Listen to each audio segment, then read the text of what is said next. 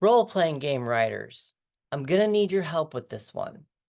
There's a number of different ways that all this can kind of go. I'm not a game player, and I think that's where my disconnect is coming. If you can let me know in the comments if I'm on to anything, I would be forever grateful to know where I'm at.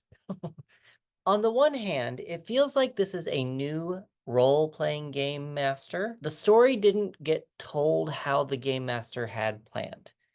They put all of this energy into it, and now they're all in their feels about it, but they're not happy with how it turned out or their players or the experience, and they're just closing themselves off to whatever led to wherever they're going with this.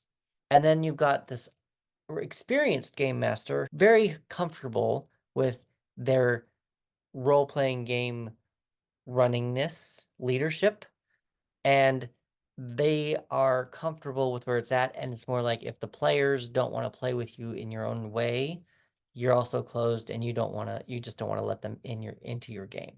Not like in a bad way, but it's more like not every game is for every person, and you just kind of you've recognized that, you know how you run the game. If other people don't want to be experience the game how you run it, they're maybe not meant for you. So those are the kind of directions that I'm getting from this. The problem that I'm running into is that we've got the Queen and the Knight of Swords, which are they're talkative. They are very to the point. And then I have this King of Cups, and the King of Cups is all in his emotions. Not like in a bad way. I wrote in a good way. It's more like the emotions are not controlling you, but you are able to bring emotion to the game, allowing the players to grow. But then you get these two cards, and it just kind of throws me a little bit. I've got the 10 of Pentacles reversed, and whenever a 10 comes up reversed, it makes me feel like there was an ending that's not being accepted. It's very unstable. There was something like something didn't end correctly, and you lost everything. Then you have the Queen of Wands. She's also in reverse, and she likes to have a lot of attention on her, but when she gets that attention, she pulls away. This seems like you're keeping the attention toward yourself, or there is something that happened that you don't really want to take credit for. Then you have the Devil reverse. Now, I wrote not indulging. You're holding back on your sweets, you're holding back on your indulgences, or holding it secret, not telling many people about it, or finding a way to let that go free. When the devil comes up, it's usually an addiction. But with it also being reversed, it could not be an addiction. And so, but I'm going to get to something with this card in a little bit. And then you have the Five of Cups, which seems to be a healing aspect of your emotions, of whatever is going on or happening. You seem to be coming out on the other side of it. Again, now you have the King of Cups. That's probably where the Five of Cups being reversed is coming from, is that you have a little bit more control over your emotions. You have the Nine of Pentacles. This is usually happy, like you are very happy. Now, this could also be because it's reversed, you're not happy, or you're keeping your happiness inside.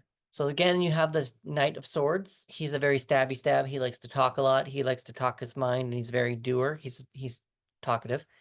And then you've got the Seven of Wands, which is like, this is being defensive, and people are coming at you and you have to defend yourself. The new game master, it's more like this game master seems like he doesn't know they don't know how to control, or don't know what they're feeling or how to assess the problem. Whereas the experienced master might be okay with feeling attacked because they don't really give a crap. It's their game, and it's kind of their way of the highway, but they're still kind of a fun game master to play with. Then you have Temperance reversed. Temperance is like finding a balance between the good and the bad, allowing yourself to indulge before it turns into an addiction. And then at the card at the bottom of the deck, you've got the Queen of Swords. So she's also very stabby stab. She will get to the point, and she can hurt someone if she needs to. Again, you got the Devil reversed, and then you got Temperance reversed. Sometimes when a card is reversed, it means you should pay attention to the prior card's energy. So with the Devil being reversed, pay attention to Temperance. And with Temperance being reversed, maybe you should pay attention to Death. And the death card does not mean actual death. What it means is something needs to change in order for something to grow. The numbers you might want to pay attention to are 10, 3, 15, 5, 4, 9, 2, 7, 14, and 3. All those equals 72. And if you add 7 plus 2, that equals 9, and 9 is the hermit in the major arcana. Kind of like alone time. It could be you're comfortable being alone. It could be you're gathering information before you give new information out to your players, or even writing your story, your new story before you gather new players to play the new game, that kind of a thing. What I'm noticing here that's very interesting about these numbers is that you got 5 and 4, they equal 9. Then you got the number 9. Then you got 2 and 7, that equals 9. And then you also have a 7 and a 14. It feels like something is kind of nearing an end, coming to an end. Maybe your aloneness is coming to an end, but it's not quite there yet. Elementally, you've got earth, air, fire, and water. You're pretty evened out on that whole thing. You've got earth, and fire, which is 3, and air and water, which is 2. You got both of the majors that came out were the devil and temperance, and one is earth and one is fire, which coincidentally are both of your strongest elements that's going on right now. So I'm guessing there's some chills there. You probably have something you need to pay attention to regarding Capricorn and Saturn and Sagittarius and Jupiter. I'm not sure what they're trying to tell you. What I would recommend when you look those astrological signs up, though, is look at them, but then pull back just a little bit. Not a lot, because water is our emotions, and you're already kind of in control with your emotions. But with earth and fire already high, I don't know that you want to tip the scales to go even higher. The colors that I would pay attention to are brown and orange. The brown I got was from the devil, from his legs, and the orange I got was more from this card. Now, it just was this orange here.